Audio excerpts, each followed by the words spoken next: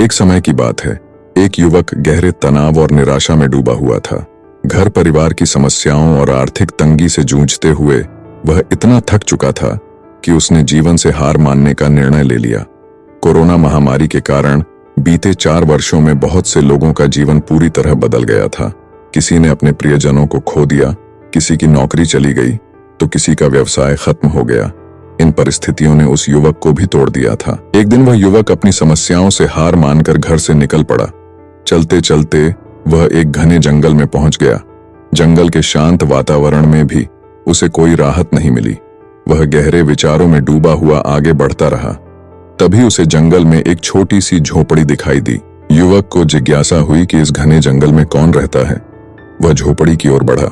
जब वह झोपड़ी के पास पहुंचा तो उसने देखा कि वहां एक संत ध्यानमग्न अवस्था में बैठे हुए थे। उनके चेहरे पर असीम शांति और प्रसन्नता थी। युवक भी वहीं बैठ गया। संत ने उसकी ओर देखा और पूछा, बेटा, तुम कौन हो और यहां कैसे आए हो? युवक ने संत को अपनी पूरी कहानी बताई। उसने कहा, मैं अपने जीवन की समस्याओं से परेशान हो गया हूं। हर रोज का संघर्ष अब मुझसे सहन नहीं होता, इसीलिए मैं यह जंगल खोजते हुए हार मानकर आया हूं। संत ने युवक की बात ध्यान से सुनी। वे समझ गए कि कम उम्र में अधिक तनाव और असफलताओं ने उसे निराश कर दिया है। उन्होंने उसे जीवन का महत्व समझाने के लिए एक कथा सुनाई। संत ने कहा, एक छोटे बच्चे ने एक दिन अपने आंगन में 2 पौधे लगाए, एक बांस का और दूसरा कैक्टस का। वह बागवानी का शौक रखता था और दोनों पौधों की पूरी लगन और मेहनत से देखभाल करता था। वह रोज उन्हें पानी देता, धूप और छांव का ध्यान रखता। कुछ समय बाद उसने देखा कि कैक्टस का पौधा तेजी से बढ़ रहा है, लेकिन बांस के पौधे में कोई बदलाव नहीं हो रहा। बच्चा थोड़ा चिंतित हुआ, लेकिन उसने अपनी देखभाल में कमी नहीं आने दी। वह रोज दोनों पौधों की सेवा करता रहा। कई महीने बीत गए। कैक्टस का पौधा तो बढ़ता रहा, लेकिन बांस का पौधा अब भी वैसा का वैसा था। बच्चा थोड़ा निराश हुआ, लेकिन उसने उम्मीद नहीं छोड़ी। एक दिन उसने देखा कि बांस का पौधा भी धीरे धीरे पनपने लगा। कुछ ही दिनों में वह इतना तेजी से बढ़ा कि उसने कैक्टस को भी पीछे छोड़ दिया।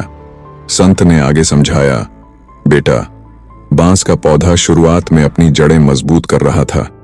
उसकी सारी ऊर्जा अपनी नींव को स्थिर बनाने में लग रही थी, इसलिए उसे पनपने में समय लगा। लेकिन जब उसकी जड़ें मजबूत हो गईं, तो वह तेजी से बढ़ा। संत ने युवक से कहा, जीवन भी इसी तरह का है।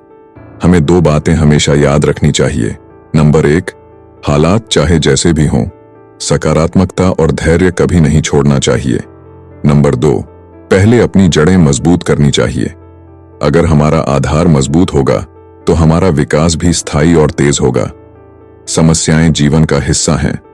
अगर हम उन्हें सहन करते हुए धैर्य से काम लें तो एक दिन हालात बदल जाते हैं। संत की बातें सुनकर युवक की निराशा दूर हो गई। उसने हार मानने का विचार छोड़ दिया और जीवन में आगे बढ़ने की ठानी। उसने सोचा कि उसे भी पहले अपनी जड़ें मजबूत करनी हैं और सकारात्मकता के साथ अपनी समस्याओं का सामना करना है। दोस्तों, यह कहानी हमें सिखाती है कि जीवन में चाहे कितनी भी कठिनाइयां आएं, हमें कभी हार नहीं माननी चाहिए। धैर्य और सकारात्मकता के साथ आगे बढ़ें। याद रखें, मजबूत जड़ें ही सफलता का आधार होती हैं। अगर यह कहानी आपको पसंद आई है तो इसे लाइक करें और दूसरों के साथ जरूर शेयर करें। खुश रहें, मस्त रहें और अपने जीवन में सकारात्मक बदलाव लाते रहें। धन्यवाद।